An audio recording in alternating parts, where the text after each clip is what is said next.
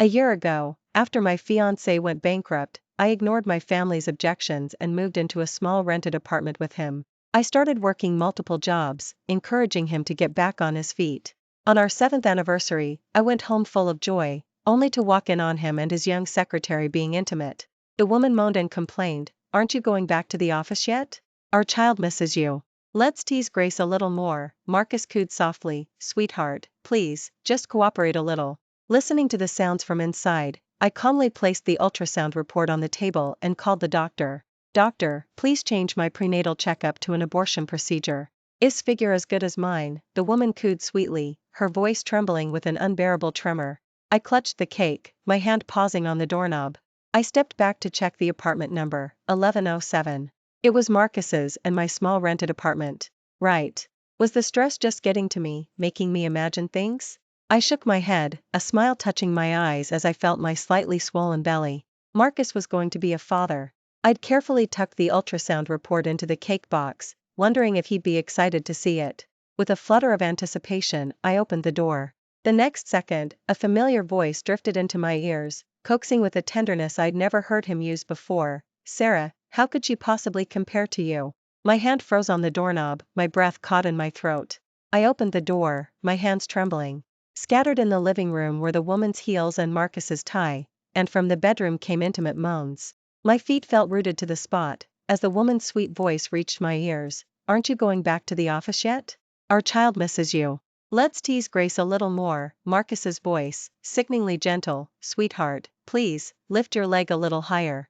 Standing frozen at the doorway, the cake in my hand slipped and crashed to the floor. Cream splattered everywhere, mirroring the shattered pieces of my heart. A child? He had a child with someone else? I remembered Marcus being cold and distant, uninterested in intimacy. Once or twice a month was all I could ever beg from him. When we were intimate, he always used protection. The only time he didn't was last month, when he was drunk in our small rented apartment, passionately calling out my name as if possessed.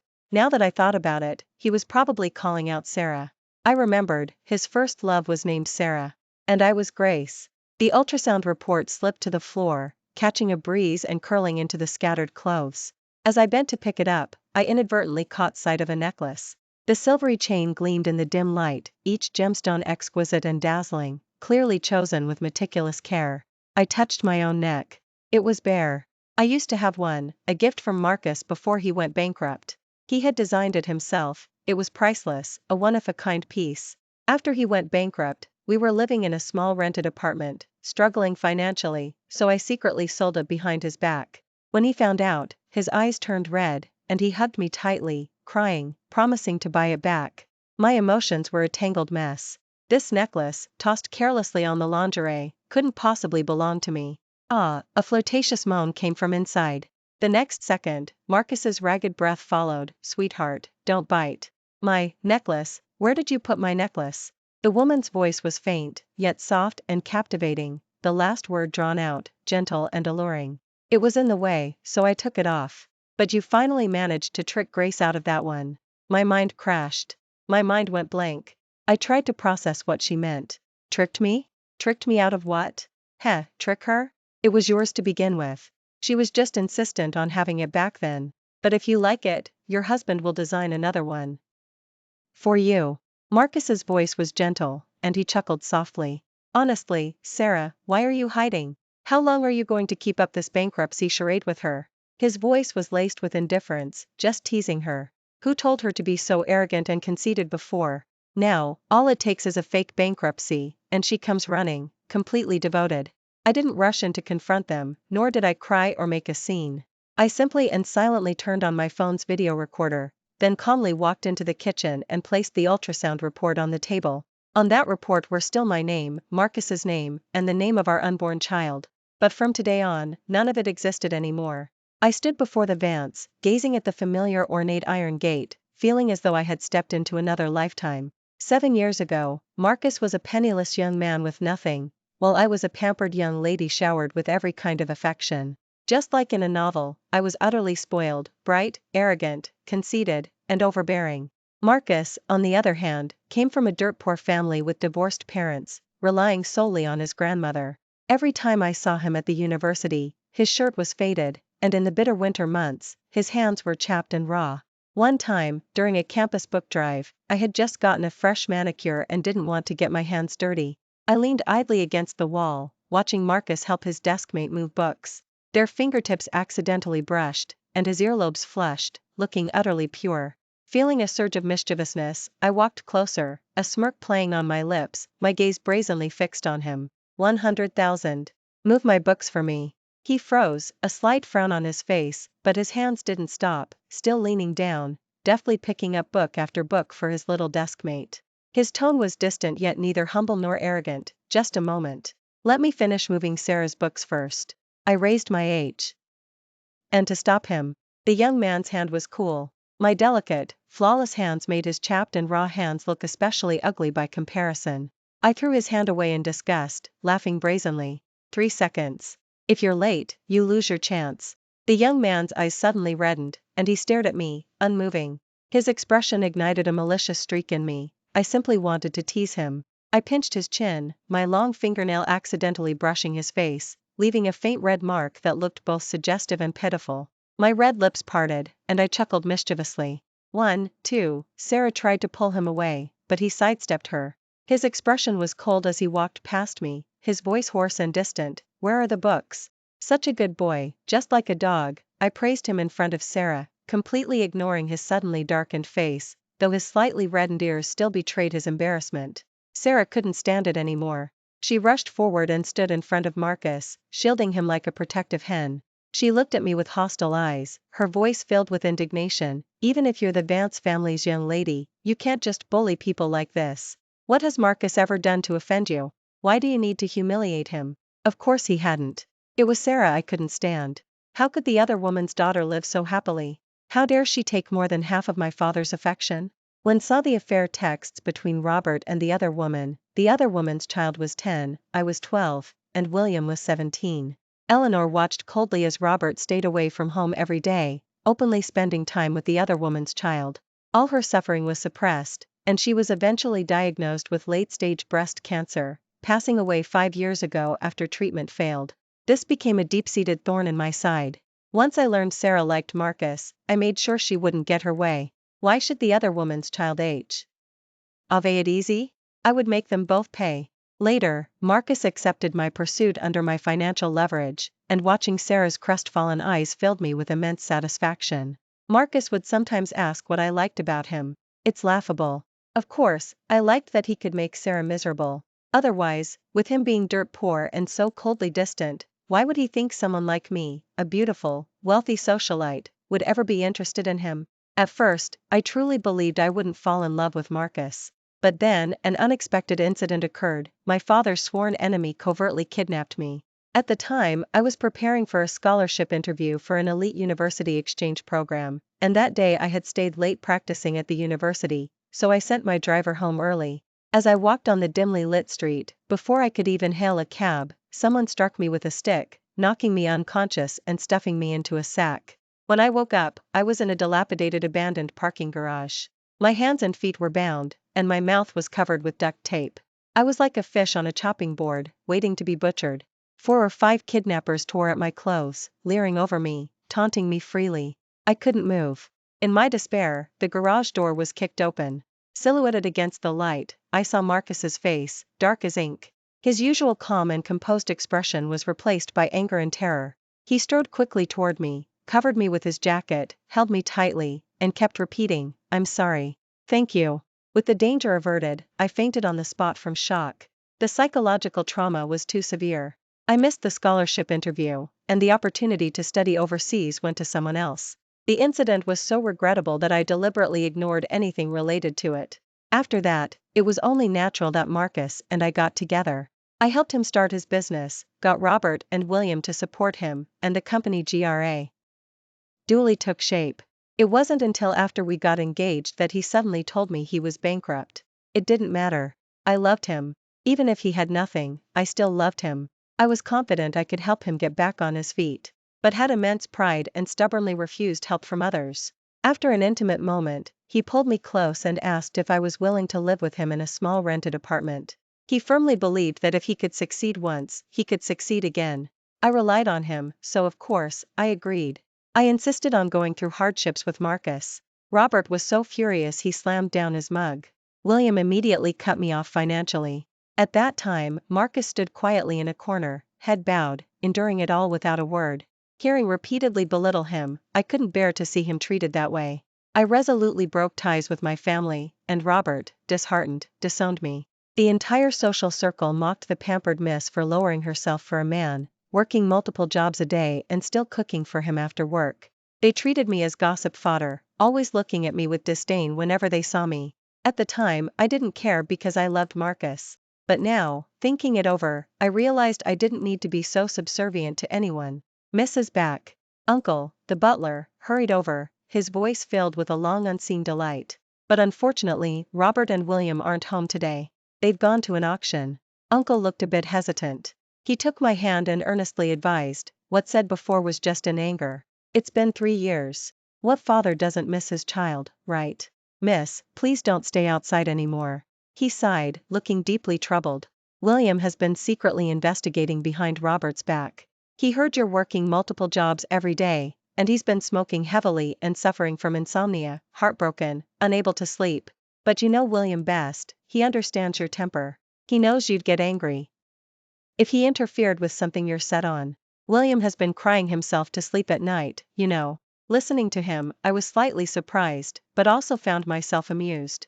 Uncle must be getting old and enjoys joking. How could William possibly have cried himself to sleep over me? William was adopted by Robert and Eleanor from an orphanage. When was alive, she had solemnly entrusted him to protect me well, and had always carefully cultivated him, hoping he would become his capable assistant. In my memory, he always wore a stern expression, his face grim and his demeanor icy, never smiling. His shirt buttons were always meticulously fastened to the very top, and he did everything by the book, rigidly almost to the point of being inflexible. He always wore a cold expression while constantly looking after me. In my youth, I was arrogant and reckless, offending many peers. They would try to secretly beat me up, but he would silently punch them back, one by one. He saw me as a nuisance, often frowning, both scolding and helpless, his most frequent words being, "Grace, stop causing trouble." As my thoughts swirled, my emotions became complicated. "Uncle, I'm not moving back in." I stood outside the door, my voice calm. I came back for the key to the secluded lakeside house Eleanor left for me. The rift between Robert and me was already deeply rooted. Robert's affair had literally infuriated Eleanor to death. And now, the other woman's daughter was repeatedly disrupting my life, trying to snatch away the last bit of happiness I had. Besides, with William at home, I was even more afraid to face him. I dreaded to think what he would think of me. Would he see me as a brainless, worthless fool who gave everything up for a man? Uncle sighed, finally stepping aside to make way, his voice weary and helpless. "Come in." I stepped through the familiar door, but my heart felt as if a colossal stone had been pressed upon it, so heavy it was hard to breathe. The furnishings inside remained just as they were, as if time had stood still, but I knew everything had changed beyond recognition. Uncle turned and walked towards the study, and I followed him, my footsteps light as if I feared disturbing something. He retrieved a key from the drawer of the desk, and as he respectfully handed it to me, his rough fingers paused slightly, his gaze complex. "Miss," he suddenly spoke, a look of regret on his face, "are you truly not going to wait for Robert and William to return? They both miss you dearly. We're a family, there's nothing that can't be overcome." I took the key, lowering my head and avoiding his gaze, my voice almost inaudible. "Uncle, I want to go see Eleanor." Uncle didn't say anything more, simply bowing silently to me. I clutched the key, turned, and walked out the door. My steps were hurried, as if I were fleeing. As night deepened, I drove alone to the secluded lakeside house Eleanor had left for me. The house was located in the quiet outskirts, far from the city's clamor, surrounded by dense woods, making it exceptionally tranquil. Eleanor had loved it most during her lifetime, saying it was the only place where she could find peace. After she passed, it became a place where I would remember her, which was why I rarely came here. I stopped the car and stood before the house, gazing up at the familiar building, my heart filled with mixed emotions. The key in my hand felt slightly warm, as if imbued with Eleanor's touch. The moment I pushed open the door, a faint sandalwood scent wafted towards me, as if Eleanor was still there, quietly waiting for me. The furnishings inside remained just as they were during Eleanor's lifetime, as if time had frozen in place here. I walked to the sofa in the living room and sat down gently, my fingers tracing the embroidery on the cushion, Eleanor's own handiwork. Her fingers were nimble, and the patterns she embroidered were lifelike, as if every stitch carried her heartfelt intentions. "Mom.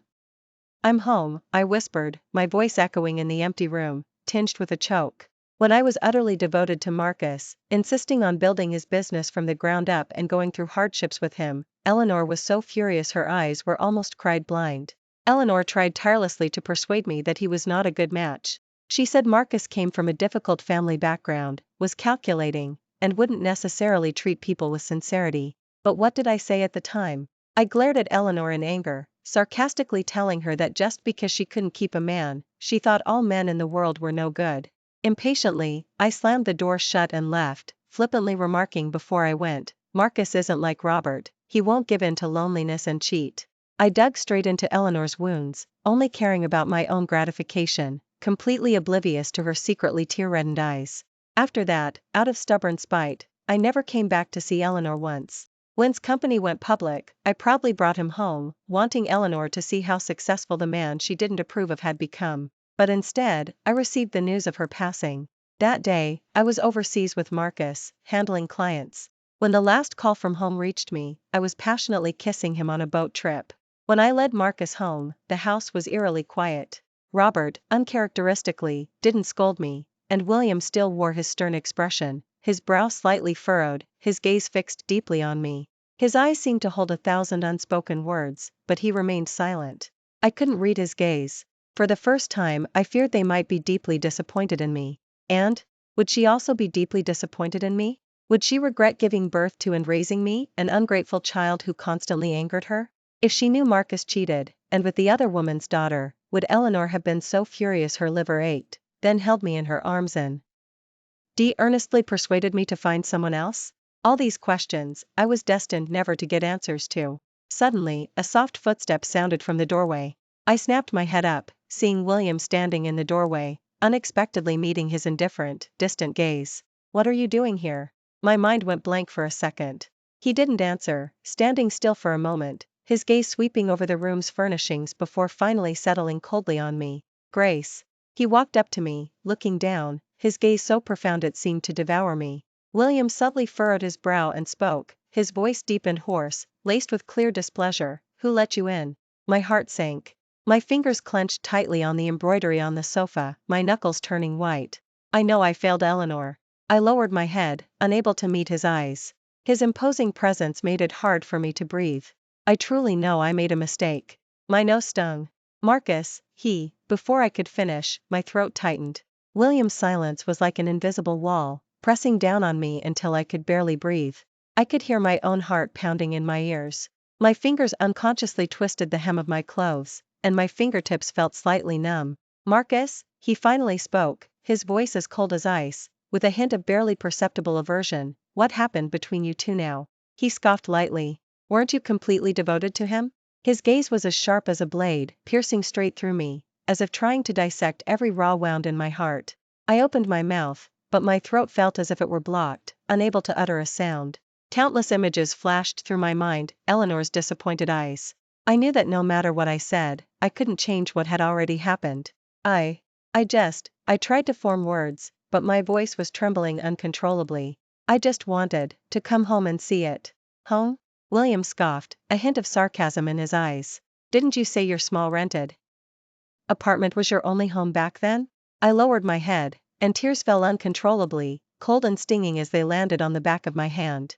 I knew William was furious, and what I had done was indeed foolish. But I genuinely didn't know what to do anymore. My fiancé of many years cheated, Robert and the other woman openly attended various events together, and the only person I could actually rely on was William, the brother I took for granted, whom I used to treat as if he were at my beck and call. "William, he cheated," I choked out, my voice barely audible. "I know I made a mistake, but I genuinely don't know where to go." William didn't respond. The only sound in the room was my suppressed sobs. After a long silence, he slowly spoke, his voice still cold, but with less sharpness. "Leave," he said. "Don't let me see you again." I snapped my head up, looking at him, my eyes wide with disbelief. His face was devoid of expression, as if his words were merely an offhand remark. But I knew he was serious. William, I stood up, trembling, wanting to approach him, but his single glance forced me back. Go, he repeated, his voice low and decisive. I bit my lip, finally saying nothing more, and turned to leave the room. The door closed softly behind me, as if completely separating us into two different worlds. Stepping out of the Vance's grand entrance, the night wind blew against my face, carrying a hint of chill. I looked up at the sky, feeling helpless and on the verge of collapse. Grace. A cold, hard voice suddenly called out to me. I turned back, my vision blurred by tears. William's thin lips parted. After this, I want to see if your blindness can finally be cured. William was incredibly efficient. Within 10 minutes, he had uncovered the truth behind Marcus's company's bankruptcy scam. The company was indeed bankrupt, but he had only publicly declared bankruptcy. In reality, he hadn't lost a single cent. On the contrary, he had used the company's profit to re-register a new company called Love, which was already showing signs of significant growth today. No wonder, William muttered, a slight frown on his face. Our office has recently been maliciously suppressed by an obscure small company. Its name is apparently Love. My heart jolted. Just as I was about to speak, wanting to confirm my suspicions, Marcus's phone suddenly rang. I cautiously glanced up at William. He discreetly stood up, his voice neither warm nor cold. I'm going to get a glass of water. Watching his receding back, I answered the call, my voice devoid of warmth. What do you want? Grace, we have a guest at home. Where are you? Who? I asked. Sarah, you know her, right? My former secretary, exceptionally capable in every aspect. She's here to help me plan my future business ventures.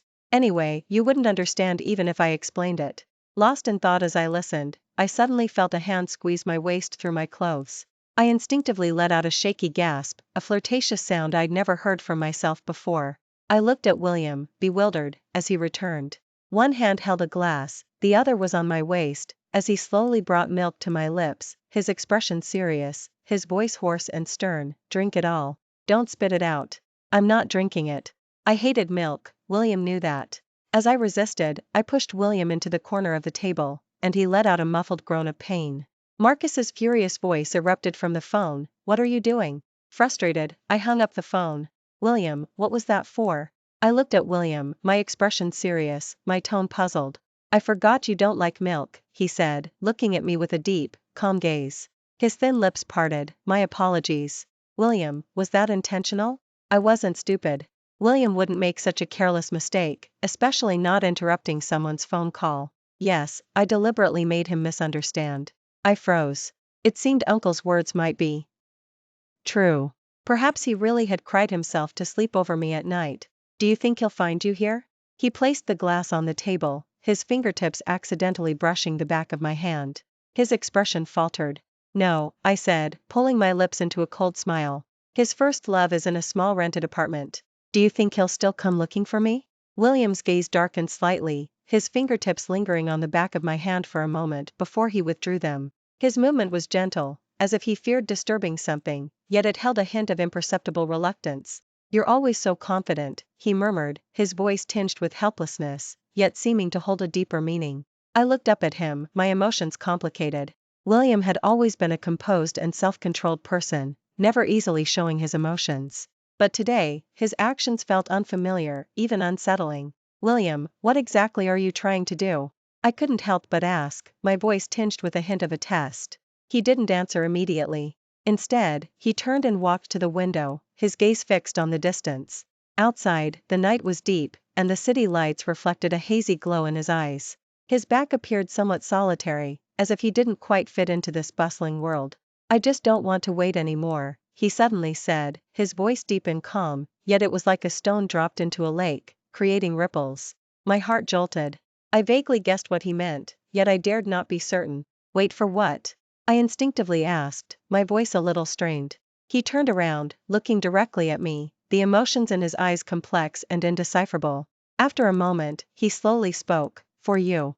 I froze, my heart rate suddenly accelerating, as if something was churning in my chest. His gaze was too direct, making me instinctively want to flee. For me?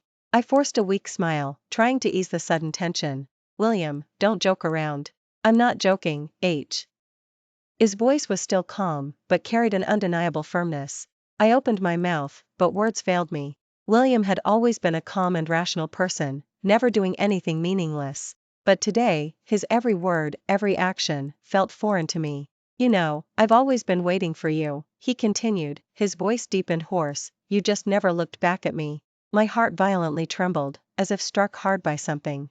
His words were like a key, unlocking a long-sealed box of memories. Details I had deliberately ignored now surfaced clearly in my mind. The countless messes he had cleaned up for me, his reddened eyes when Marcus and I left, and his helplessness when he called out to me after driving me away. Uncle's words echoed in my mind.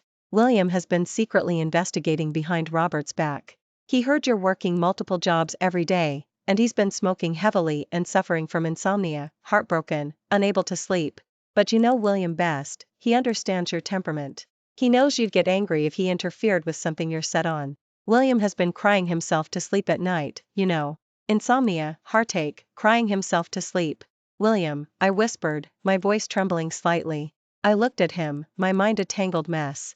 William's gaze was too fervent, as if it wanted to consume me entirely. I had never seen him like this, nor had I ever imagined he could feel this way about me. I opened my mouth, but words failed me. His fingertips gently caressed my cheek, his gaze fixated and possessive. After a moment, he lowered his head, slowly drawing closer to my lips. I instinctively closed my eyes, my heart pounding like a drum. His breath grew closer, and I nervously clutched the hem of my clothes, my heart thumping. Just as his lips were about to touch mine, a series of urgent knocks suddenly sounded from outside the door. Grace! Open the door! It was Marcus's voice. I snapped my eyes open, and William's movem. Ent paused. His brow furrowed slightly, a flicker of displeasure in his eyes. He found us, as expected, he murmured, his tone laced with a hint of mockery. I looked at him, my emotions complicated.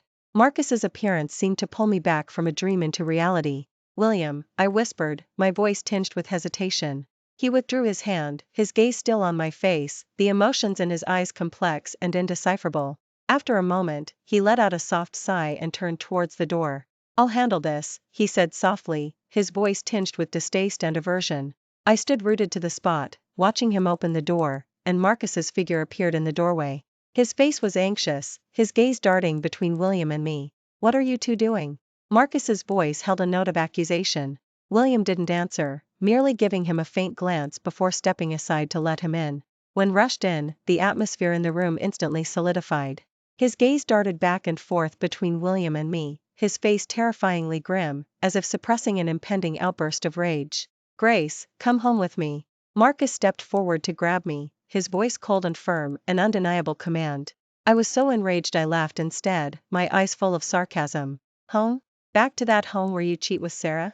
Marcus, how can you be so shameless? Marcus's expression shifted slightly, but he quickly regained his composure. Why are you so sensitive? Didn't I tell you she's my former secretary, here to help me plan my future business ventures? Everything is for our future. Can you please stop being so unreasonable? Guests are waiting at home, and you're here catching up with your brother?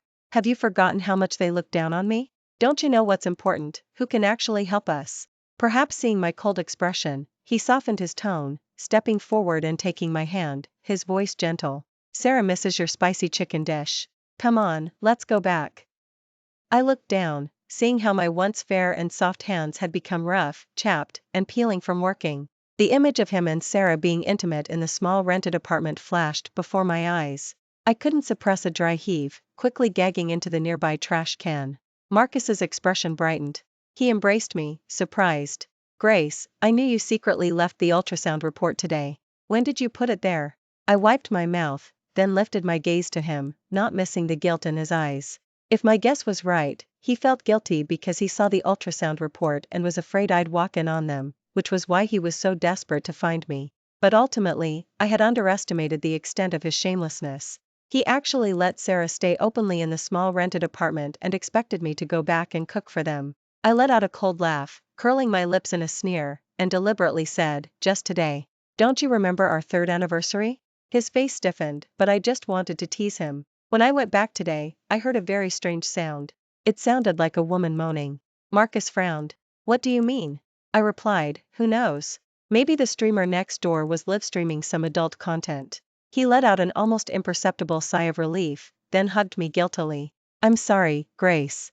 I'll work hard on my business and make sure you have a comfortable living environment later. Just then, Marcus's phone suddenly rang.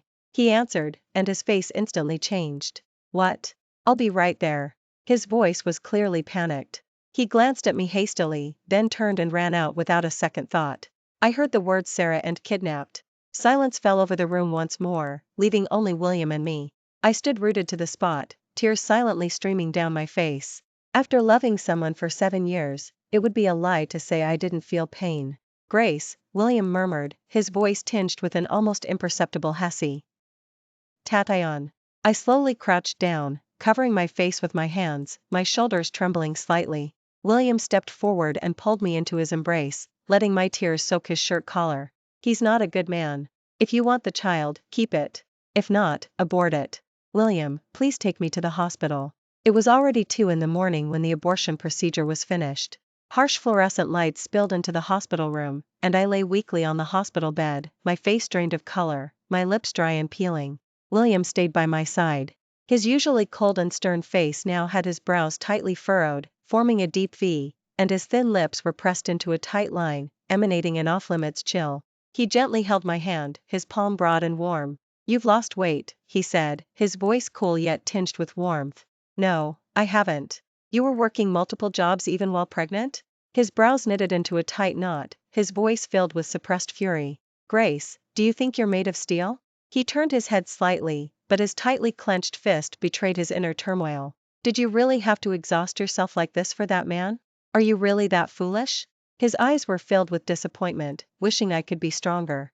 If something truly happened to you, the words caught in his throat. He suddenly stopped, gritting his teeth, and turned his head away, seemingly trying to suppress the tumultuous emotions churning within him. William, don't mention him. I closed my eyes, wanting to block out all external sounds.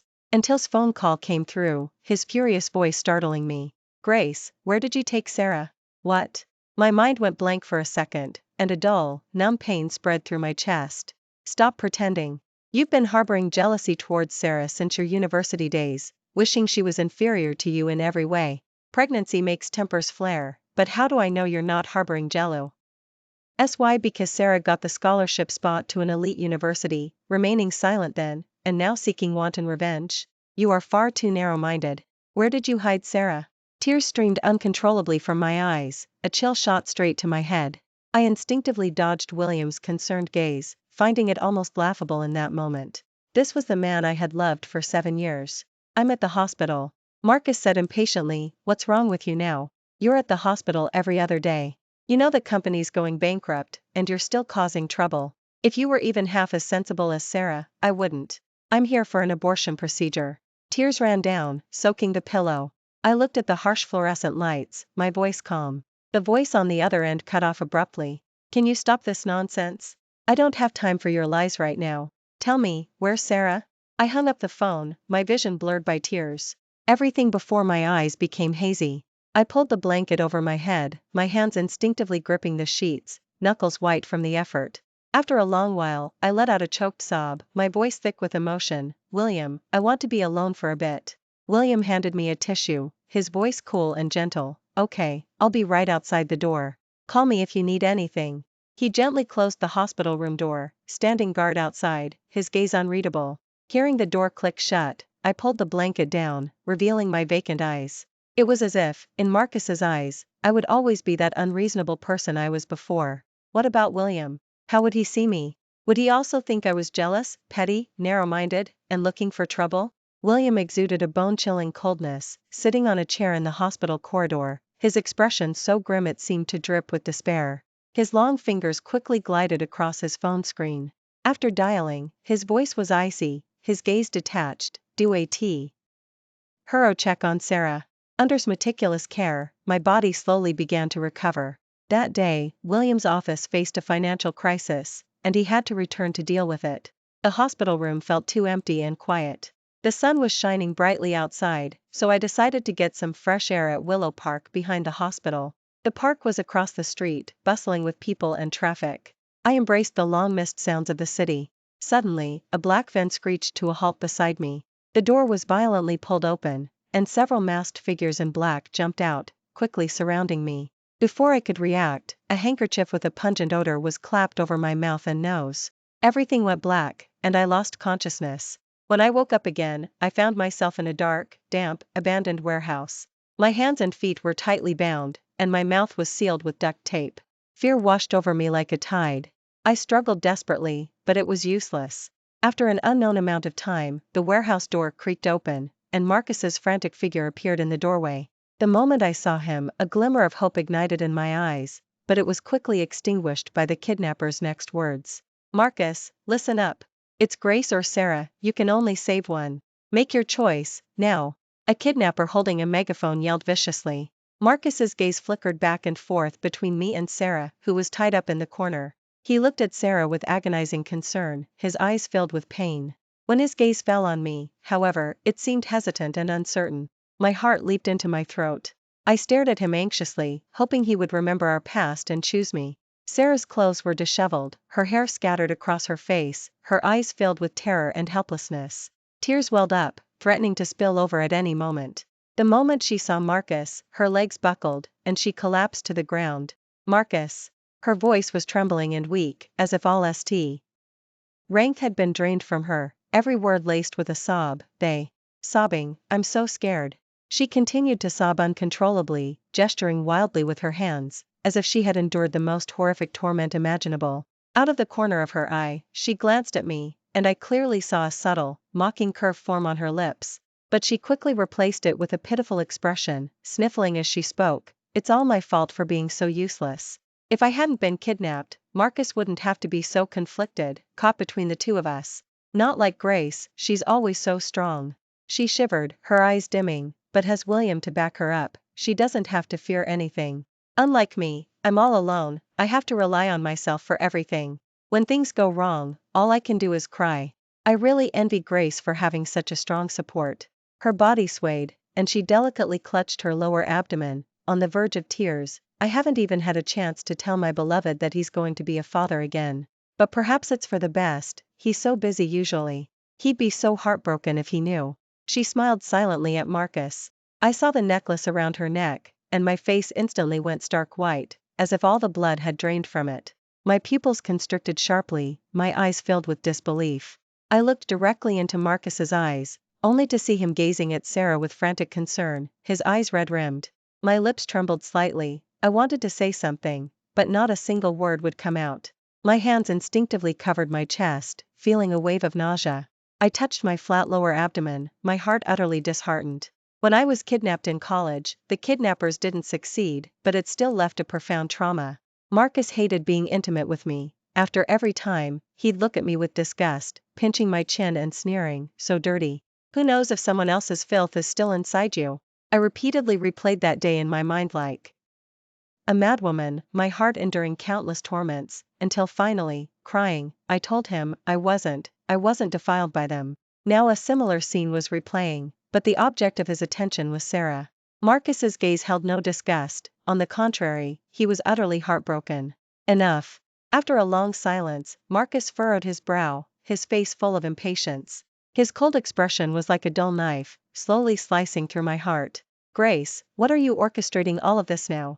Never mind what you're trying to prove, even if they were real kidnappers, the one I'd choose without hesitation is Sarah. She's pregnant, stop causing trouble. I stood frozen, my breath catching in my throat, too dry to utter a sound. A kidnapper suddenly kicked my stomach, my back slamming against the cold wall with a dull thud. My body involuntarily curled into a ball, my hands instinctively clutching my stomach. The color rapidly drained from my already pale face, and cold sweat poured from my forehead like rain, drenching the hair at my temples. The wound tore open, and blood surged from my lower body. I tried to speak, to ask for help. Marcus. The moment I started, his brows instantly knotted into a tight frown. He impatiently cut me off, looking at me, but addressing the kidnappers, whatever you're doing, I want Sarah. Of course. The kidnapper gave a forceful shove, and Sarah stumbled forward, falling into Marcus's arms. Marcus. My stomach hurts so much. Sarah gasped, her face pale.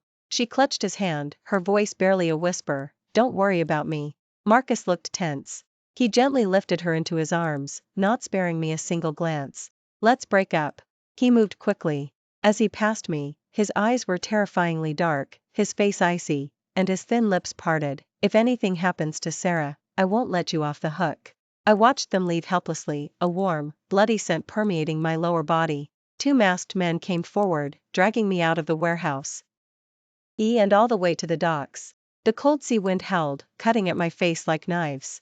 I gazed despairingly at the turbulent sea before me, struggling with all my might, but they held me down firmly. "Boss, we're going to kill her." A henchman hesitated for a moment. "Humph, that woman paid enough. She explicitly said she doesn't want her alive." I remember the last person we tied up was her, too, right? So annoying. We didn't get her last time, and that woman cut the payment by half. Heh, boss, she's going to die anyway. Let our brothers have a taste of this woman. If Sarah is happy, maybe she'll even add more money. The leading kidnapper's subordinate paused, a malicious smile appearing on his face. "All right, she can't escape anyway. Let's let the guys have some fun first." With that, he waved his hand, and several henchmen eagerly crowded around me. My eyes widened in terror, tears uncontrollably streaming out. I twisted my body desperately, but they pressed me down even harder, able only to let out desperate cries. Just then, a frantic siren suddenly wailed in the distance. The kidnappers, who had been looking smug moments before, instantly changed their expressions. The leader spat fiercely. "Damn it, what's going on?" He frantically looked around, trying to find an escape route. "Boss, what do we do?" The henchmen were also panicking, their voices trembling. "Retreat." The kidnapper boss gritted his teeth, yanked me up, and held me in front of him as a hostage. They pushed me, stepping back towards the rocks at the docks, while the siren grew closer, piercing the dark and desperate night sky. Losing too much blood, my vision blurred. I saw William, just as I remembered him, always arriving in the nick of time after I got into trouble, his voice cool and resigned, as if he said again, just like before, "Grace, you've gotten yourself into trouble again." His figure seemed to carry the essence of wind and rain, his steps hurried yet steady in power. Full, each one seeming to land on my very heartbeat. Suddenly, I found strength. I bit down hard on the kidnapper boss's hand and ran towards him recklessly, my limbs weak, my steps faltering, as I slid to my knees and fell into a stark, broad embrace. The familiar scent enveloped me. My tears, no longer controllable, poured from my eyes. I opened my mouth to speak, but my throat felt blocked, able only to emit a weak sob. William held me tightly, one hand gently patting my back, the other fumbling to untie the ropes on me, his movements gentle yet imbued with a sense of urgency. "It's okay. It's all over now," he whispered in my ear, his voice trembling slightly. All his usual coolness was gone, replaced by profound relief and tenderness. I buried myself in his embrace, feeling his strong heartbeat. Its rhythm was like my own pulse, thrumming with the realization that I was alive after escaping peril. After waking up at the hospital, I immediately saw William by my side. Noticing I wanted to speak, he nervously handed me a glass of water. My voice was hoarse, but the physical pain paled in comparison to the agony in my heart. "William, Sarah orchestrated all of this." "Yes, I know. I've already handed the evidence over to the police." William's expression paused. He gave me a complex look, then continued, "I gave a copy to Marcus as well." My heart trembled, but I smiled indifferently. "William, I broke up with him. Everything before, I considered it a case of bad judgment." William looked up. "Do you remember when you were kidnapped in college and missed your scholarship interview for an elite university exchange program?" He paused for a moment, then continued, "That wasn't an accident either. That was also Sarah and her mother's doing." "William, I guessed as much. I'm not stupid." From the kidnapper's words, I could faintly discern the whole story. "I hated them. As if killing my mother wasn't enough, they even conspired to harm me. Robert already knows about Sarah and her mother conspiring to harm you." William's brows were tightly furrowed, his face grim. Robert had always valued reputation above all else. He would never widely publicize such disgraceful family scandals and make a spectacle for everyone. William's words carried a deeper meaning. His implication was that Robert likely intended to protect Sarah and her mother. In an instant, a sharp glint flashed in William's eyes, and a chilling aura emanated from him. William sneered, his voice low and firm, "The law won't stand for it." From call records with the kidnappers to the transfer details of her hefty payments, item by item, it was ironclad evidence, leaving her no room for denial. He slowly peeled an orange, not touching it, his voice indifferent. "Marcus is outside. I didn't let him in. William, I don't want to see him." No sooner had I spoken than the door opened, and I met Marcus's red-rimmed eyes.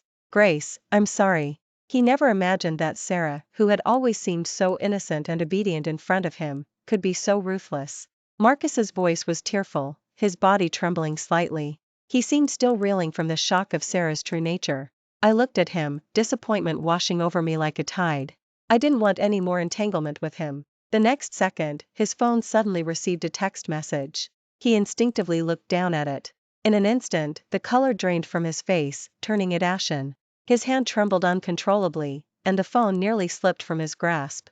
Grace, the baby. What happened to the baby? Marcus looked up, his eyes filled with terror and disbelief, his voice shaking violently. I took a deep breath and said coldly, I had an abortion.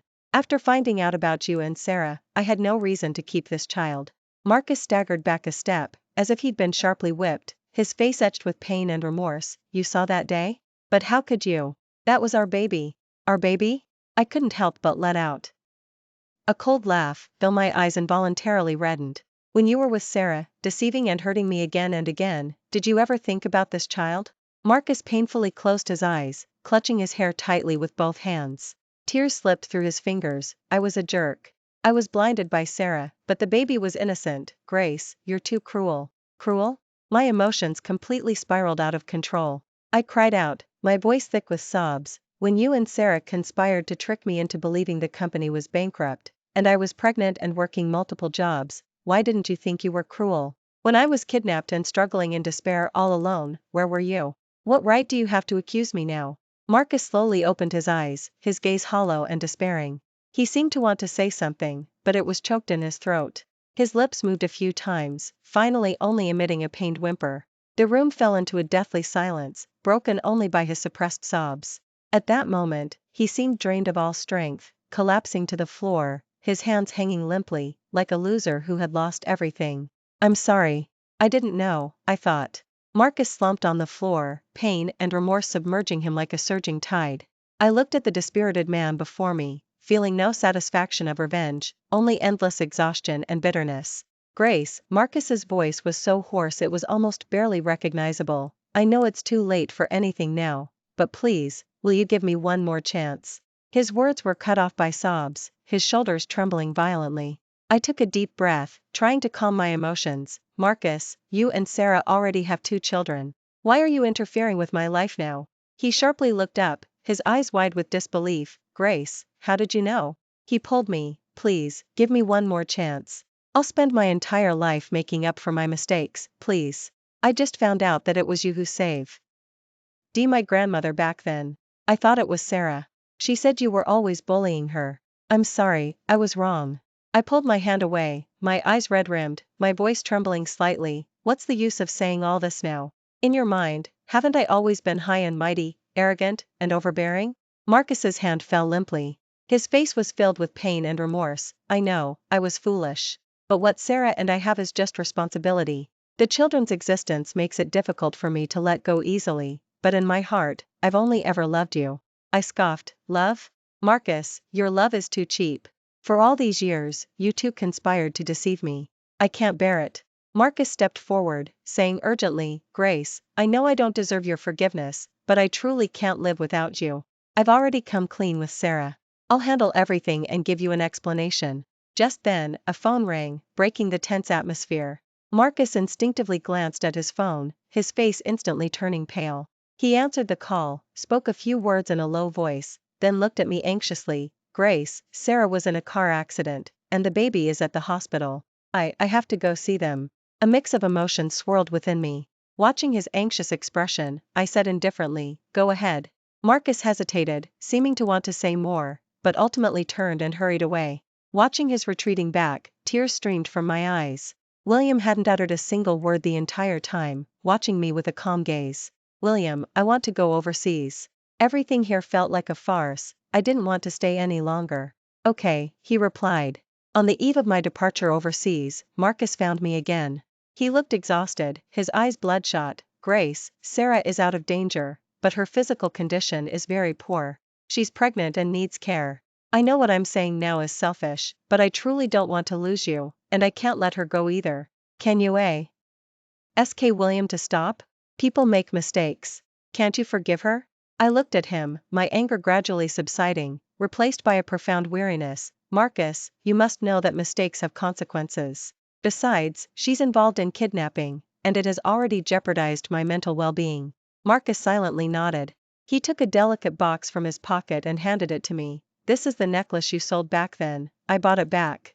I knocked it away, a cold sneer in my heart. How much longer are you going to lie to me? The bankruptcy was fake, your love for me was fake. Your only goal now is for me to let Sarah go.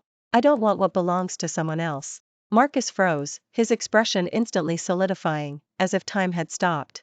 He opened his mouth, but no sound came out. He stared blankly at the scattered necklace on the ground, its gems shimmering with a cold light in the dimness. Grace, it's not like that. He finally found his voice, explaining urgently and frantically, but the words caught in his throat. I know I've disappointed you deeply. Marcus slowly crouched down, carefully picking up the necklace. But when I saved you in college, I was sincere. His voice trembled, and his eyes flashed with pain and struggle. I took a deep breath, trying to keep my emotions steady. Marcus, that incident was also Sarah's doing. If it weren't for her secretly causing trouble, there would be no you saving me. Marcus stood up, clutching the necklace tightly, his knuckles slightly white from the grip. Grace, I respect your decision. But before you leave, I still want to beg you, could you please, for the sake of what we once had, give Sarah another chance? His eyes were full of pleading, but this time, he couldn't move me. She must bear the consequences for the mistakes she made, I said coldly. I've already done more than enough. Marcus lowered his head, silent for a long time, then slowly said, I understand, Grace. I wish you happiness. I won't be other you again. He gently placed the necklace on a nearby table, turned, and left with heavy steps. Watching his retreating back, my heart felt no ripple. Afterward, the case proceeded normally. Although ran around appealing for her and even brought various lawyers to defend Sarah, the evidence of her kidnapping was ironclad, and the testimonies were clear.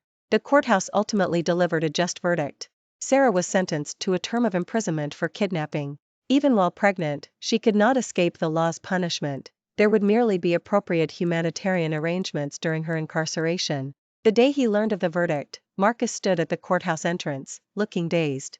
His world seemed to have completely collapsed at that moment. Not only had he lost me, but now Sarah was also going to prison. He gazed at the courthouse door, murmuring, how could this happen? As for me, I opened a flower shop overseas. While arranging flowers, I received a text message from William informing me about Sarah's imprisonment. I looked at my phone screen, feeling no satisfaction, only endless regret. During my time overseas, I diligently studied and worked, gradually moving on from past hurts. Occasionally, I would think of Marcus, recalling that time filled with pain and betrayal, but those memories could no longer affect my life. Years later, I established myself overseas, and my career began to flourish. On a return trip to my home country for work, I coincidentally ran into William. He was as steady and capable as ever. After meeting, we chatted like old friends about our experiences over the years. What happened to Marcus later? I couldn't help but ask. William frowned slightly, and after a moment's thought, said, he was depressed for a long time, putting all his energy into the children. He would occasionally visit Sarah in prison. But later, it came out that the children weren't biologically his. He went crazy for a while, searching everywhere for you, and finally, the plane he was on, heading overseas, crashed. I froze, then nodded softly, saying nothing more. Past grievances and resentments had all become water under the bridge. Now, I focused only on my present life, looking forward to a beautiful future.